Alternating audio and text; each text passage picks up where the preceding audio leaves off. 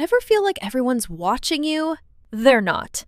Yet that feeling has stopped you from speaking up, starting conversations, taking opportunities, and those become the moments you regret most. Psychologists call this the spotlight effect.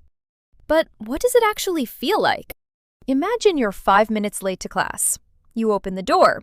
Every head turns. Suddenly, you're hyper aware of everything. How you're walking, where you're looking, whether your face looks embarrassed. It feels like everyone is judging you. Like you've become the main character in a room full of critics. But here's the strange part. Most people stop thinking about you within seconds because they're too busy wondering what everyone else thinks of them. But psychologists wanted to know, was this just a feeling or was it actually happening? So they decided to test it.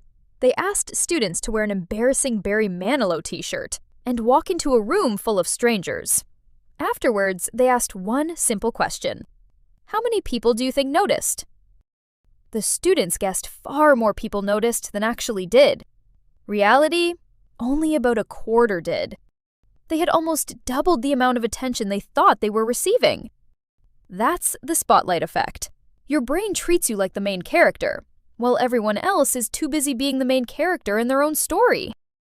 The reason the illusion feels so real is because you are always experiencing yourself from the inside. You feel every awkward moment, every mistake, every doubt. But other people don't have access to that world. They only see a tiny moment, and then they move on. And that's the part we forget.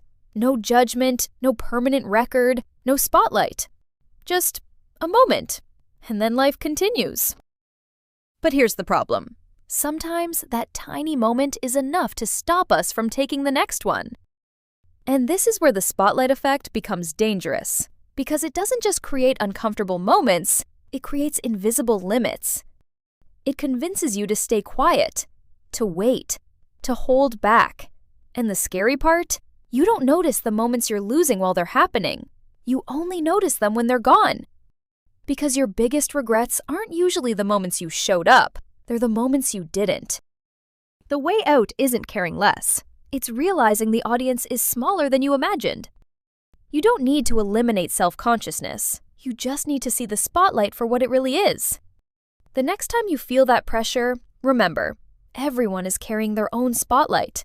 They're thinking about their own mistakes, their own appearance, their own worries, not yours. So instead of asking, "What will people think of me?"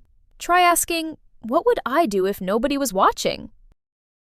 Because so many moments you want are hidden behind a fear that was never as big as you imagine. The truth is, most people are not watching you as closely as you think. They're busy living their own story. So stop performing for an audience that isn't there. Start showing up for the life that's actually happening. And maybe that's the biggest lesson of the spotlight effect. The world is not watching you as closely as your mind tells you it is. The awkward moment you keep replaying, someone else probably forgot it. The thing you're afraid to try, someone else probably isn't thinking about it. The version of yourself you're waiting to become, you don't need permission to start becoming them. Because sometimes the biggest thing holding us back isn't the world around us. It's the story we believe the world is telling about us.